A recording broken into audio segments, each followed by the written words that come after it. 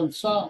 Ito ang iyong lingkod, Ado Paglinawan, ang Maestro, at iba pa, the unfinished revolution.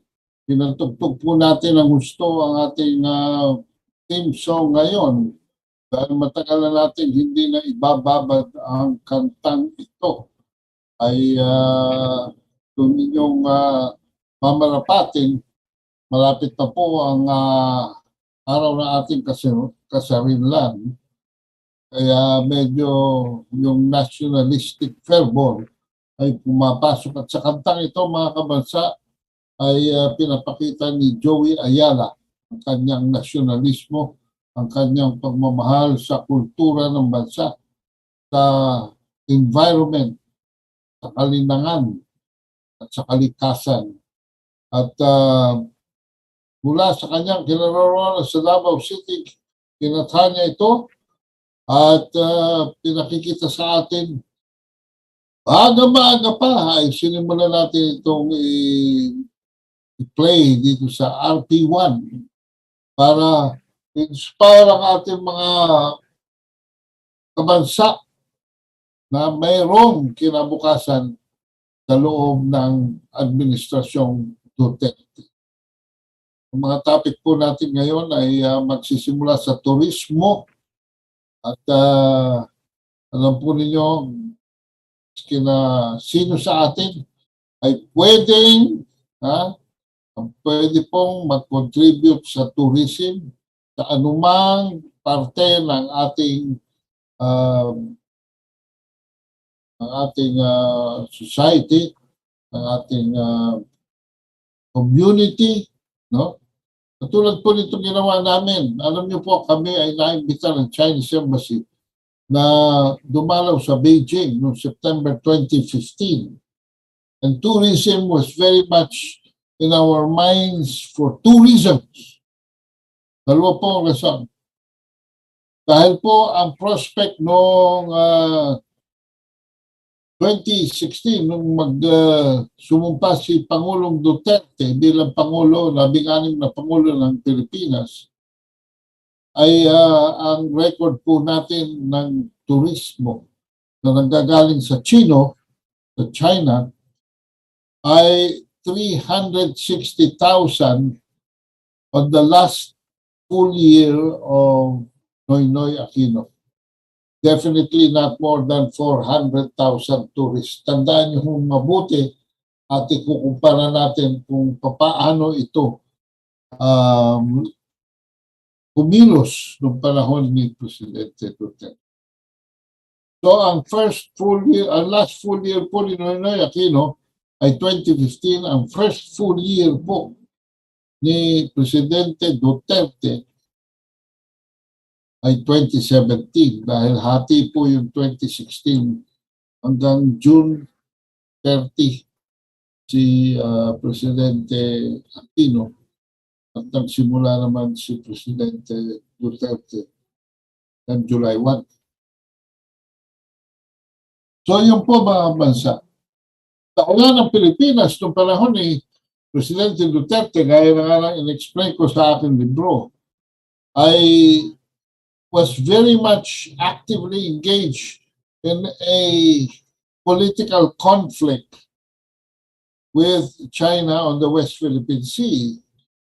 And noong 2012, nagkaroon ng standoff sa Scarborough Shoal. At noong dahil lang doon, nag-file tayo ng arbitration sa arbitration tribunal na ito ginawa sa Permanent Court of Legislation sa The Hague, Netherlands. Pinakita natin mga kabansa na maaari nating guluhin ang ating sarili. For the meantime, nilo-launch noon ng China ang kanyang One Bridge, One Road initiative. O yung OBOR, kung tawagin. Na hindi tayo nakasali dahil balisang-balisa ang Aquino administration sa pagtuligsa sa People's Republic of China. At ang ine-emphasize ng Aquino administration ay lahat ng mga negatibo. Alright. So the Philippines was not in good terms with the Chinese leadership. So yun po ang isang rason kung bakit ang turismo nung kami magpunta noong September 2015, si Aquino pa po ang Pangulo, was very much in our minds. Pangalawa, yung po aming bisita included the Shandong Province, kung saan sa Desu City ay nandoon yung 8-hectare burial ground for Sultan Paduka Batala.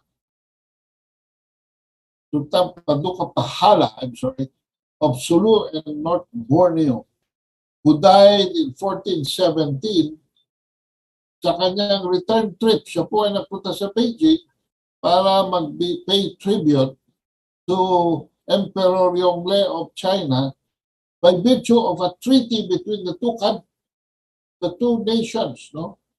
The Eastern Kingdom of the Sultanate of Sulu and the Ming Dynasty. Yan. It was a 24-day trip na ginugol niya sa Beijing at nung kanya siya pabalik using the Grand Canal, which starts in Beijing and ends somewhere near Shanghai. Meron pong malaking kanal dyan, no? Grand Canal. Pabalik siya ay namatay sa Shandong Province. Din ang pagpapahalaga sa isang mabuting kaibigan because sila ay nagpirmahan nung as early as 12 years before that in 1405 ng Treaty of Tributary Independent State.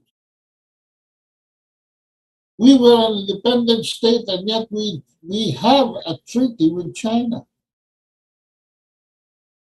as early as 1405.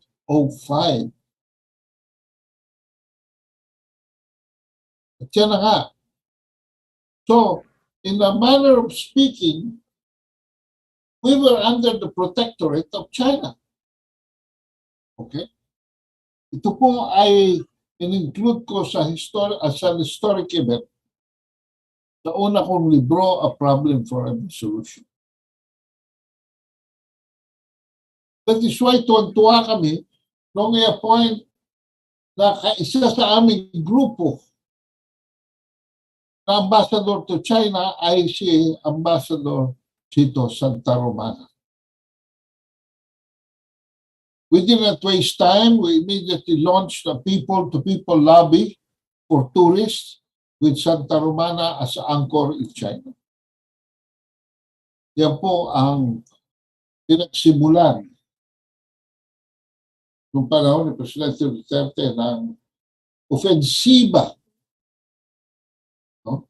Sayang naman yung aming trip in 2015 kung noong 2017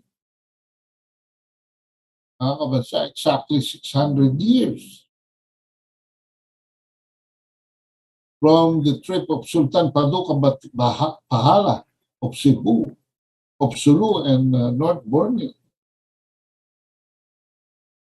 We did not waste time. Ang aming unang achievement was coming up with a positive travel advisory to the Philippines, anchored on the independent policy adopted by Presidente Duterte. Dito sa Philippines, we gave Chinese Ambassador Xiao Jinghua constant support to improve our optics in China, especially with tenuous issues in the West Philippine Seas and encountering American information war promoting xenophobia. Ano po yung xenophobia, mga kabansa? Yung po ay hate China campaign.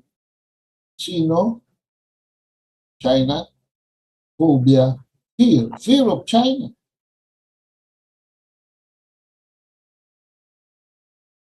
When Ambassador Xiao asked us what would be our first year target in the full year of 2017, we optimistically said 1 million. Let's attempt to come up with 1 million. Well, hindi po namin na-achieve yung 1 million in 2017, pero 968,000 agad.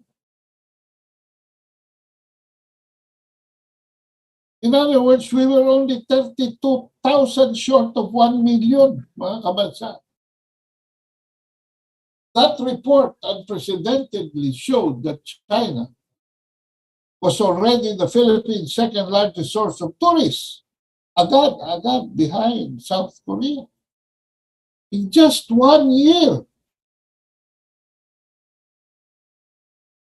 We also promoted Confucius Institutes in more places dito sa loob ng ating bansa at nag-correspond kami with think tanks sa China and provincial and city tourism offices to take advantage of the command governance structure that the Chinese have.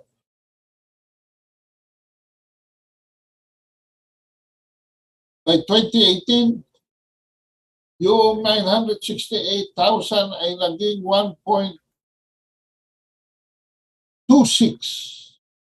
million. An increase of about 300,000, about 50% increase in 2018. So we decided, yung second trip namin sa China noong 2019, in-include namin ang Jinjiang City of Fujian Province, the site of the biggest park of Jose Rizal in the world, malaki pa po kaysa sa Rizal Park ng Pilipinas. Located on a 5-hectare lot. And we set our sights in 2019 to 2 million. Pero the bad news is, hindi na naman namin na-achieve yun. Dahil na-achieve lang namin was 1.8, pero 200,000 short lamang po. It was already almost 40% increase over 2018. At Chinese tourists contributed to a total of 2.33 billion to the economy. South Korea, that has a longer growth history, but because of the Chinese per total tourists for year-end 2019, topped 8.28 million before our lobby. The prevailing growth for Philippine tourists was traditionally only 10% increase per year.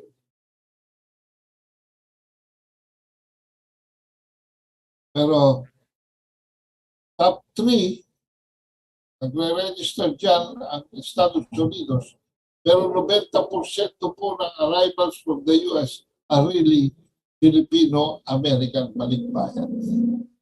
So napakaliit po na really Caucasian whites coming from the United States. Chinese tourism also boosted foreign direct investments. But that is another story, mga kabansa. Arguably, it is enough to say that 2 foreign tourists, sa bawat 2 turista, isang trabaho ang nakikreate. Thus, if we follow that formula, China created almost 2 million jobs in 2019. Yan po yung taon before the COVID-19 came in, was recognized in this country. Definitely, mga kabansa, there is a need to sustain the growth of South Korean and Chinese tourist inflow, as their combined share is already 3.7 million, or almost half of the arrivals, 8 million. Halos 4 million between the Chinese and the South Koreans.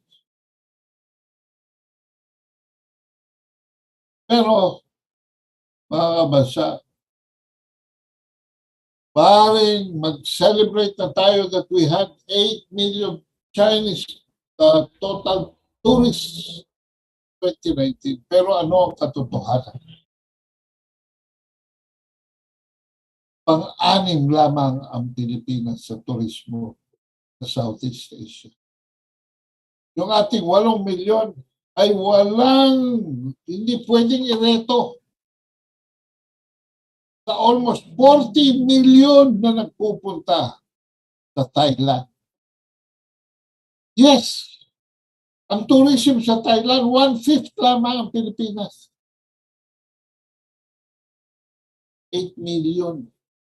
39.8, almost 40 million ang nagpupunta sa Thailand. Sa Malaysia, 26.1. Sa Singapore, 19.11. Sa Vietnam, 18.01. Sa Indonesia, doble, 16.1. Sa Pilipinas, 8.2. 8.3. Taon na lamang tayo sa Cambodia, Laos, Myanmar at Brunei, mga kabansa. Anong klase? So yan ang challenge na haharapin ng bagong tourism secretary. We are hoping that she understands where, sabi nga niya, improved tourism can be economic's third leg. Okay. Ha? Okay. Wala tayong problema dyan. Ha? So, ano ating gagawin? Ano ating gagawin?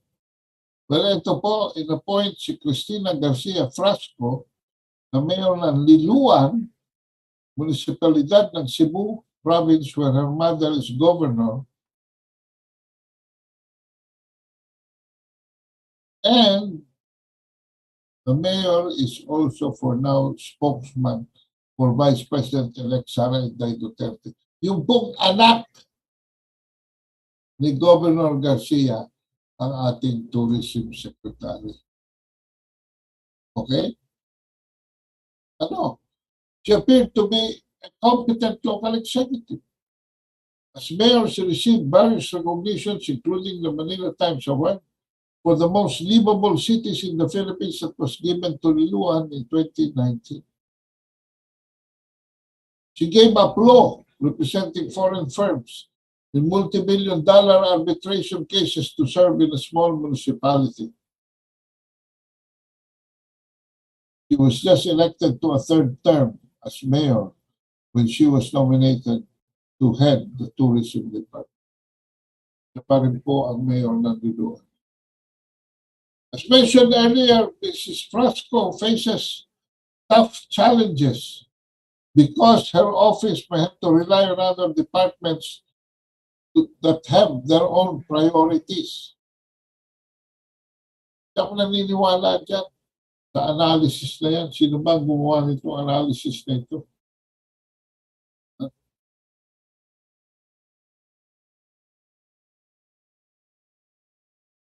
Because maaaring tumayo sa sarili niyang paa ang turismo kung tayo lahat ay magsasama-sama. Tulungan natin si Mrs. Frasco. Ito ang mga qualification ng Manila Times. For instance, the country needs better airports, not to mention more international gateways closer to prime tourism destination, but the Department of Tourism, of Transportation and Tourism is responsible for that. Bakit? Nagtulog ba si Secretary Togade? Hindi nyo ba alam na ngayon ay meron ng 4 na airport, international airport sa Mindanao? Ano ang mga ito? Babalik po tayo matapos lamang ang mga paalalang ito. Alas 7:30 na po na nagmamadaling kagabihan. Take it away, RP1.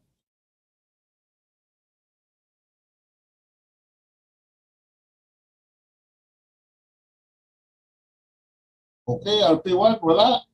Okay, tuloy tayo. Ha? Tuloy tayo. Walang Rainy season is upon us.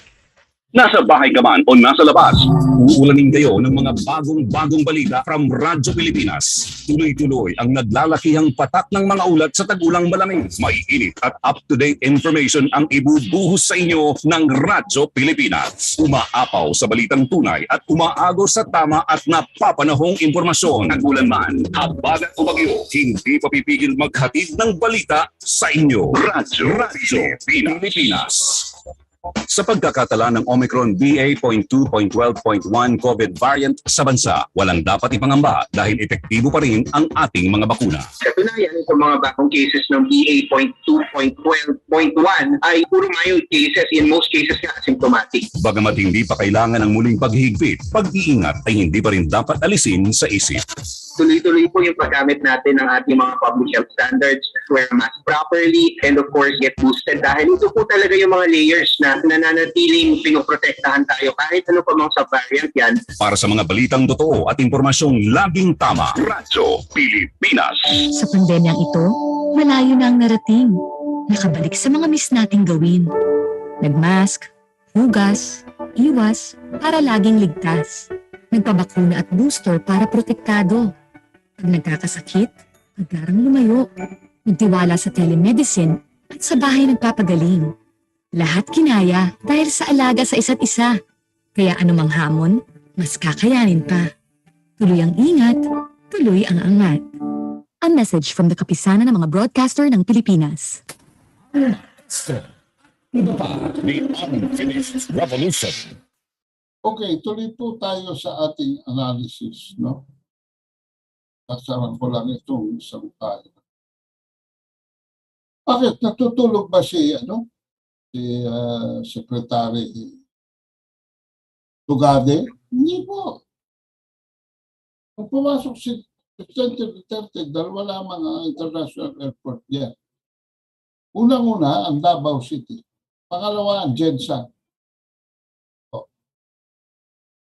Pero nung pumasok si Presidente Duterte, pinagtibay niya, tinapos niya ang landingang airport dito sa Cagayan de Oro. At yung, my goodness, inabot na ng halos lampas ng 2 dekada na hindi na i-improve. Na Zamboanga Airport ay tinapos niya. So we have 4. At tama si Mrs. Frasco sa kanyang misyon na i-expand ang turismo sa Mindanao. Kung saan naman, itong katabilan ng dilan, itong si Raisa Robles, ay sobrang kahayupan. Sobrang kahayupan. Sinabi ni Raisa Robles ng South China Morning Post sa kanyang Facebook account o Twitter na pagpipiestahan daw. Kasi nag-announce si Mrs. Frasco na ipopromote ng tourism sa Mindanao. At pagpipiestahan daw, sabi ni Raisa Robles, ng mga abusaya. So magiging very busy daw si Mrs. Frasco sa pag-negotiate sa mga abusaya. Well, ako na nagwo-volunteer mag-negotiate sa mga kaibigan ko mga Muslim. At pag na sabi natin sa kanila, ang tunay na hangarin natin na iangat ang antas ng turismo. Sa Mindanao, Sulu, Palawan, Basilan at Tawi-Tawi. Minso pala basta. Kung tawagin. Ay aangat din ang antas ng kabuhayan ng mga tao dahil bawat dalawang turista ay nangangahulugan ng isang trabaho na na-create. So, medyo hindi ako boto rito sa tono ng Manila Times. Tourism development benefits better domestic connectivity, particularly convenient access to tourist sites. But the Department of Public works and highways, build roads and similar infrastructure to help the to. Bakit? Nagtulog ba? Nagtulog ba si Mark Villar?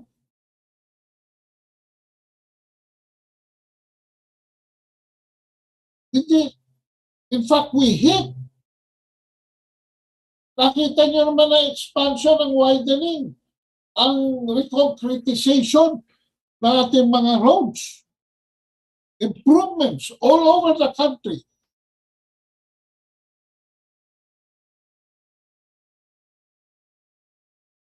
Lastly,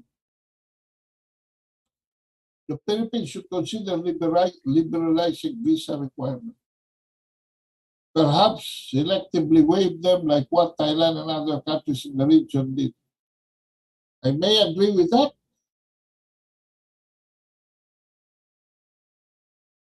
Pero hindi sa mga specific na mga freebies na ganito, magdidepende ang ating turismo. Kundi sa positive travel advisories.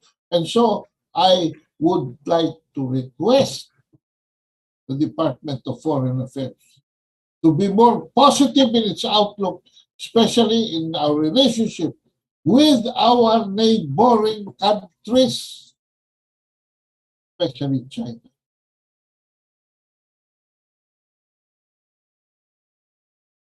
So masyadong general ang analysis ng Manila Times.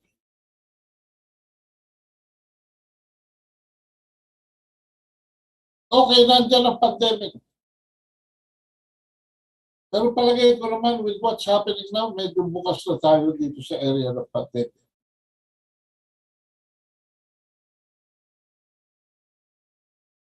So, ayan. At the end of the day, suportahan natin si Mrs. Prasco. For good measure, the public should support her success will benefit the country. Definitely. Definitely. And if I may go back to the my own situation around tourism, ito ang mga prognosis ko sa Luzon, Visayas, and Mindanao. 8.26 million passenger arrivals from abroad. Manila and Clark share is already 68%. Can you imagine? Almost 70% ang share ng Manila at saka ng Clark.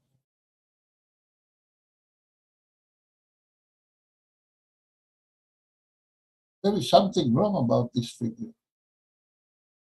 Because the tourism spots in our country, ang pinag-uusapan na po natin dito, by the way, mga kabansa, ay foreign tourists, Because the domestic tourist has its own way of generating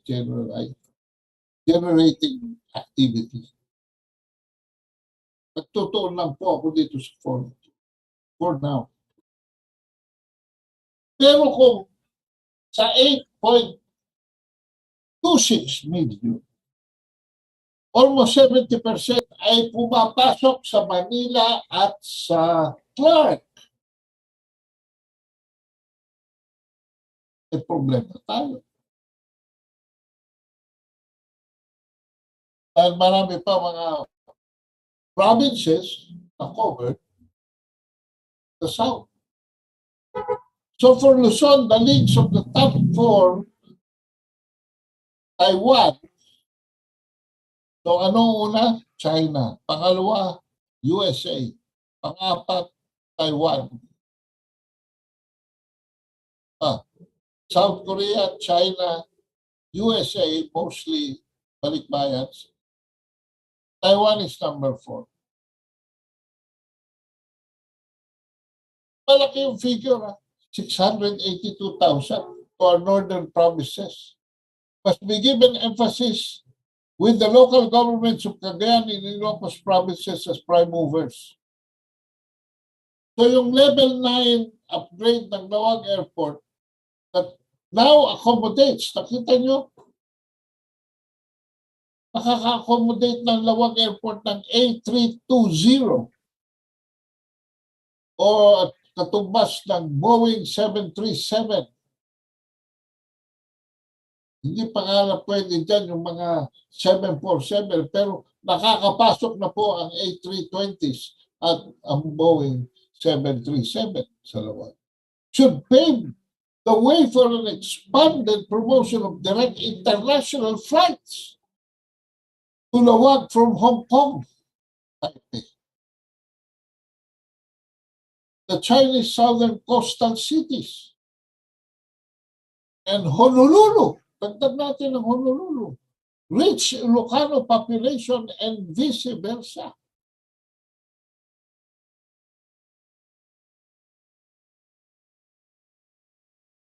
Dalawang lugar sa Luzon, parte ng Visayas, depending on how you look at it, should court Vietnam traffic. The connection to Morong, Bataan, and Puerto Princesa, where the Vietnamese were processed.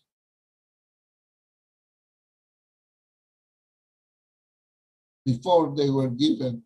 Natatandaan niyo yung yung maglikasan ng mga boats people from Vietnam. Bago po sila padala doon sa mga specific countries of their migration,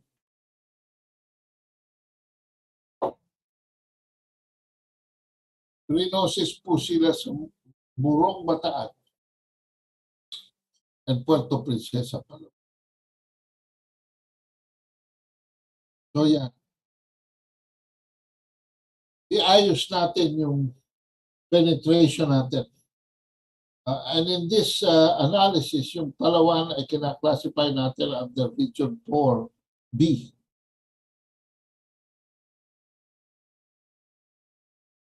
So, paano na? 32% na lamang o 30% na lamang natitira sa Visayas. Definitely, Visayas has a great expansion possibility. And I'm bullish about that. And more than that, Mindanao. Foreign tourist arrivals in Visayas, namely Cebu, Aklan, Palawan.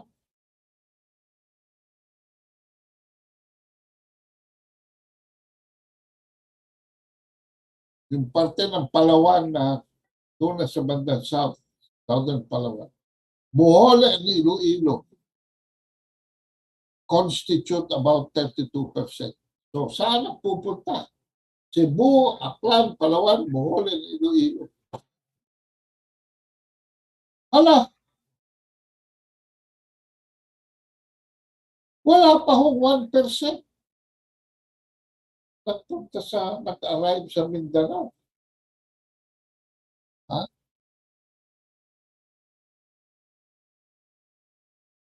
Kung establish ang Cebu as a hub stop na merong niche in international market. Being a group of islands, however, the middle of the country is definitely ripe for the promotion of cruise shipping for substantial augmentation. Daming mga islands. Meron akong isang cruise ship na nagpupunta dyan regularly para sa tapat ng Boracay at Katiklan.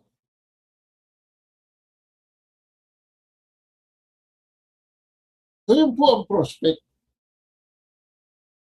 Mindanao, less than 1% arrivals as of 2019 should now be expanded, gaya nga na sinabi ko, dahil na-improve na ang facility sa Cagayan de Oro, Zamboanga, and General Santos on top of the Davao Airport. At isa pa, yung Sayac Airport sa Siargao, which is the surfing capital of the world, have already been discovered ng mga surfers worldwide.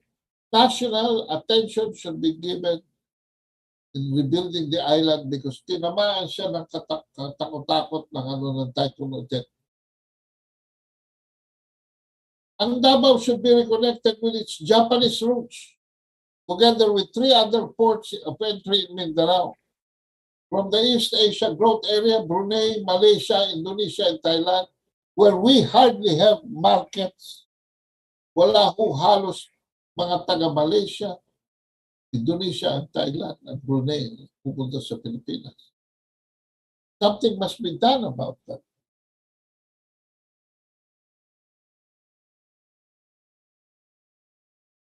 Muslim cultural exchanges should be established with the Middle Eastern and North African markets. A link with Australian and New Zealand tour operators should also be looked into. There is tremendous potential in developing the Mindanao markets. Resorts are now sprouting in Sulu as well as Tawi-Tawi, where those who love Boracay and Aklan, Panglao and Bohol, and El Nido and Palawan may yet see better to best destination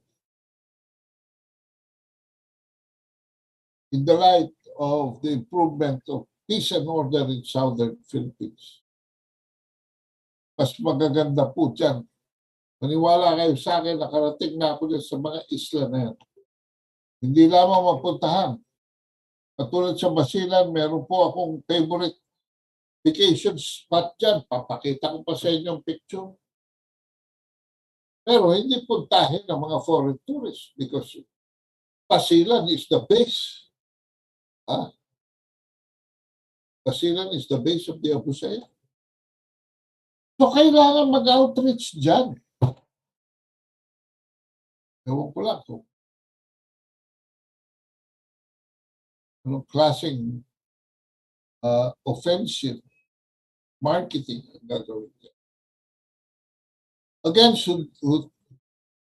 those who think tourism promotion is just a matter of great thematic slogan and advertising tools, my experience has taught me everything begins and has a greater and more sustainable impact connecting people to people. Nandiyan na ho, despite limitations. Nandiyan na. But I think kung makakalig tayo ng people to people, especially with people to people in the ASEAN, dito na lang tayo mag-promote. Having said this, there is really a lot of rethinking to be done outside of the balikbayan box of Jose Aspiras, because the marketing infrastructure ngayon as it exists still targets the Filipino-Americans. We are still behind Thailand's 40 million 2019 record, but definitely there are strategic reasons why Malaysia, Indonesia, Vietnam, and Singapore have overtaken us. Naunahan na ho tayo ng gusto. Because hindi strategic ang ating approach. During the Aquino administration, ang Pilipinas po was a bridge to nowhere. Today, we know better that tourism boosts the revenue of the economy and creates thousands of jobs, develops the infrastructure of the country, and plants a sense of cultural exchange and authenticity among citizens and between citizens and foreigners. Yan po ang aking analysis ngayong araw na ito tungkol sa pagpapalawak ng ating Philippine tourism. And I hope Mrs. Frasco takes a little bit of our ideas here because these are product of over 50 years of professional practice po na inyong lingkod. I would like to devote the last few minutes of this program. Siguro ewan ko kung maano ko pa ito dahil ako po'y pikang-pikat, sawan-sawa sa mukha ng taong ito. Kung si William Dunn. Eh nung nananalo si Bongbong Marcos, biglang, mukhang nag-a-apply pa sa kabinete ni Presidente-elect Bongbong Marcos. Samantalang, under him, wala siya nagawa sa loob ng cabinet, hindi siya nakapagsalita. Bakit? Takot ka ba kay Duterte, William Dunn? Kung meron ka ideya, bakit hindi mo nakumbinse ang gabinete? Bakit hindi mo nakumbinse si Duterte?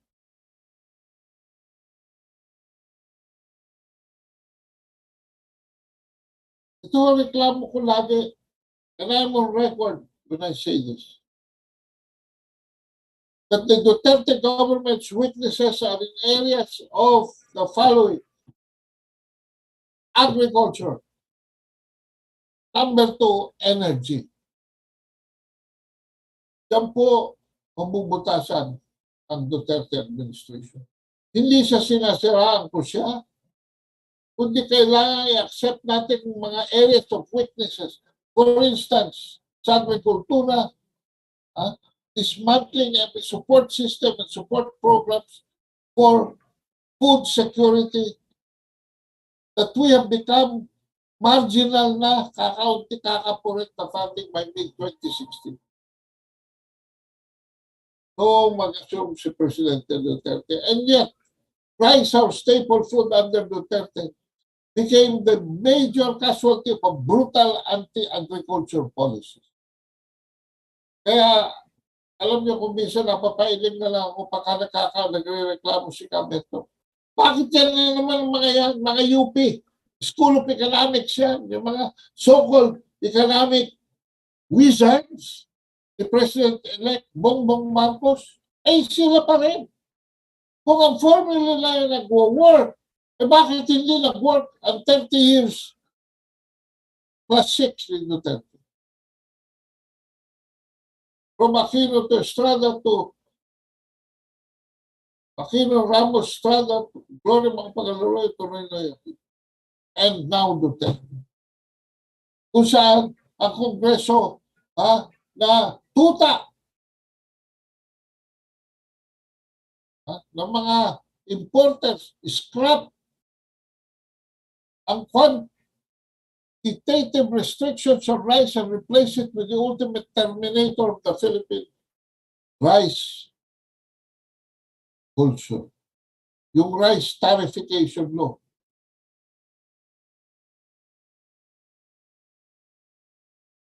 Ibig na supportahan ng farmers from below to rise up, kailangan mag-import pa ng rice at sa benta ng rice ay i-generate ang 10 million to help agriculture. Sos Marios. Bibigay ho natin ang mga detalye nito as we proceed forward, but for now, wala na po tayong oras, ay handa na natin sa technician ulit ang pagtugtog ng agila dahil maaga kung tatapusin ang ating programa para mapakinggan natin ang himig ni Joey Ayala. Ito po yung lingkod, Ado Paglinawan, papasalamat sa inyong pagtangkilik mula pa man noong June 5, 2017 hanggang sa pangkasalukuyan to give you the agenda of the unfinished revolution. So, Mr. Technician, pakitugtog lang ho uli ang ating agila ni Joey Ayala. Maraming salamat po. Bukas ng gabi, magkita-kita mo dito. Kapag ang agila